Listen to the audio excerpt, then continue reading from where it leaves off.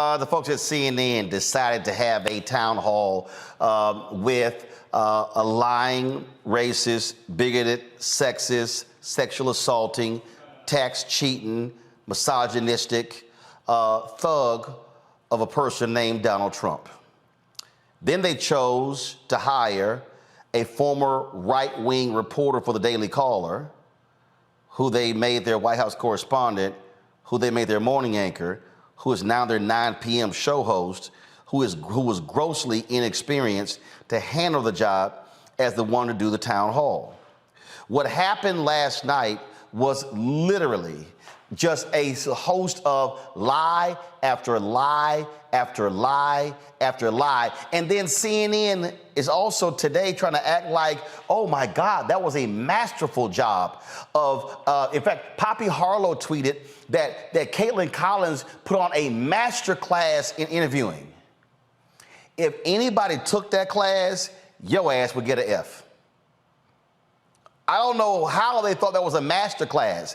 There was nothing master or class about that. If you want to understand, so I'm going to deconstruct a number of things that were said last night, and I need you to understand what happens if you were a real experienced and prepared journalist. Because see, here's the first thing, okay? CNN knew they were booking a liar. The man lies about lies. And so when a person lies about lies, they gonna lie. That's what they gonna do every time. So going in, he gonna start lying from the beginning. And so you must be prepared to deal with a lie. Do y'all understand why Republicans don't like coming on my show? It's because they're used to lying. The problem is I don't let people lie on my show. You literally have to present factual information or I will stop you in your tracks. You don't get to just spew lie after lie after lie. In the first 2 minutes and 11 seconds, Donald Trump unleashed a litany of lies, and but Mr. President, that really wasn't true. And that's how she sounded. And CNN is like, oh my God, she was amazing. Watch the first part of this. Watch this. President Trump, thank you for your time here tonight. We got a great crowd here in New Hampshire, a lot of voters with a lot of questions about what your 2024 term would look like, what another Trump term would look like. We'll get to the voters shortly, but your polls show that you are dominating the Republican race right now, but you are also under active federal investigation for trying to overturn the 2020 election results. Your first term ended with a deadly riot at the Capitol, and you still have not publicly acknowledged the 2020 election results. Okay, stop right there. Now, she goes, you're under federal investigation. No, a real journalist would have said, first and foremost, you're under federal investigation. You have been convicted in New York State Court for your organization, Trump Organization, cheating on its taxes. You have been indicted by Manhattan District Attorney Alvin Bragg. You are under investigation by Fulton County DA Fannie Willis. You were found liable just yesterday by a court in New York for sexually assaulting E. Jean Carroll. That's how you open it up. You lay all of those things out. Then Caitlin goes into asking him, oh, but you haven't said that the 2020 election was fair. The man has been lying about it since he lost. You think all of a sudden, because you showing up in an Olivia Pope white suit, that all of a sudden he's going to just go, hey, guess what, Caitlin? You're right. It was a fair election. No. Press play. Why should Americans put you back in the White House? Because we did fantastically. We got Stop right there. You ask an open-ended question.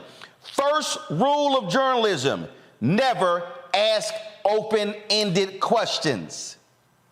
She should have said, why?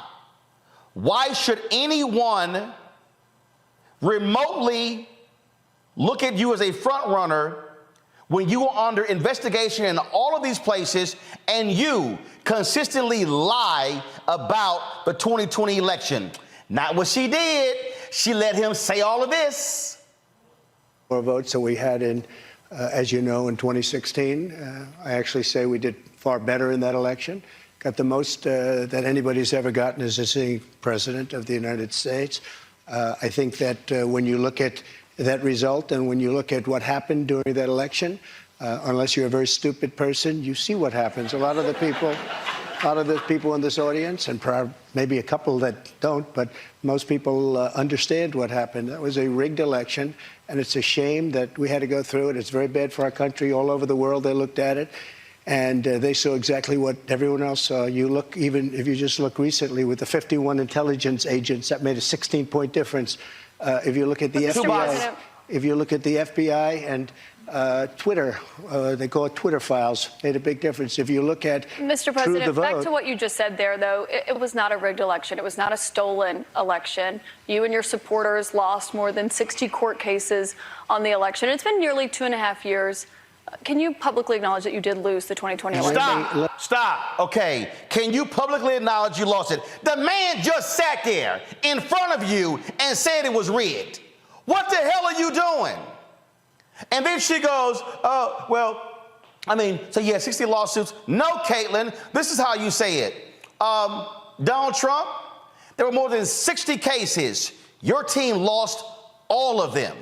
Your firm, you hired 2 firms to look into election rigging, and they concluded there was no fraud. Then she brings up Republican officials say, I hate that phrase. Play it. Let me just go on. If you look at True the Vote, they found millions of votes on camera, on government cameras. Stop right there. He mentions True the Vote, a crackpot organization. Does Caitlin say, Donald Trump, True the Vote has no credibility whatsoever? No, she doesn't. She lets him keep talking. Press play. They were stuffing ballot boxes. So with all of that, I think it's a shame that what happened. I think it's a very sad thing for our country. I think it's a very sad thing, frankly, for the world, because if you look at what's gone to our country has gone to hell. Our borders are bad. Our military has been bad. You look at the taxes. You look at inflation. What's happened to inflation? It's just destroying our country. Now, she goes, do y'all have the part where she mentions Republican officials? She goes, Republican officials, he's like, well, who? She goes, Republican officials like in Georgia. Really? Is that what you said? Again, this is how you respond to that. Which Republican officials? The Republican Secretary of State in Pennsylvania, the Republican Secretary of State in Georgia, the Republican Governor Brian Kemp in Georgia, the Republican Governor in Arizona, the Republican Governor and Secretary of State in Arizona State. You literally name them, and you go down the line, all of those people who said, and you say, your Attorney General, Bill Barr, you go down the line, and then you actually say, you actually name the Republicans in Congress. You don't go, Republican officials. No. That's not what you do. And then there's a point in there when he brings up Georgia. What took place in Georgia. That's clip 30. Okay? We have that one. So here's him discussing Georgia. Again, what CNN should have done is use on-screen graphics, played actual sound bites of individuals who are Republican saying Donald Trump is a liar. Play. To another investigation that you're facing, which is the one that's happening in Georgia, where they are investigating your efforts to overturn the election results in the state of Georgia. I did nothing wrong. It was a perfect phone call. Let me finish my question. At the center of that is that call that you had with the Secretary of State, Brad Raffensperger. Yeah, sure. Given the fact that there are indictments expected to come in that case this summer, is that a call you would make again today? Yeah, I called questioning the election. I thought it was a rigged election. I thought it had a lot of problems. I had I guess he's Secretary of State. I called. Listen to this. There are like 7 lawyers on the call, many of them from there. We're having a call. We're having a normal call. Nobody said, oh, gee, he shouldn't have said that. Why? If this call was bad, I questioned the election. You asked him to find you votes. I didn't ask him to find anything. Stop right there. She goes, you asked for votes. He goes, I didn't ask for votes. She goes, there's an audio tape. No, CNN. You do what I'm about to do. Press play. Mr. President, there's an audio of you asking No, the audio. You play the audio. That's what you do. Look, all I want to do is this. I just want to find 11,780 votes, which is one more than we have, because we won you this morning and you said, well, there was no criminality. But I mean, all of this stuff is very dangerous stuff. When you talk about no criminality, I think it's very dangerous for you to say the right answer, Brad, instead of keep saying that the numbers are right. So look, can you get together tomorrow? And Brad, we just want the truth. It's simple. And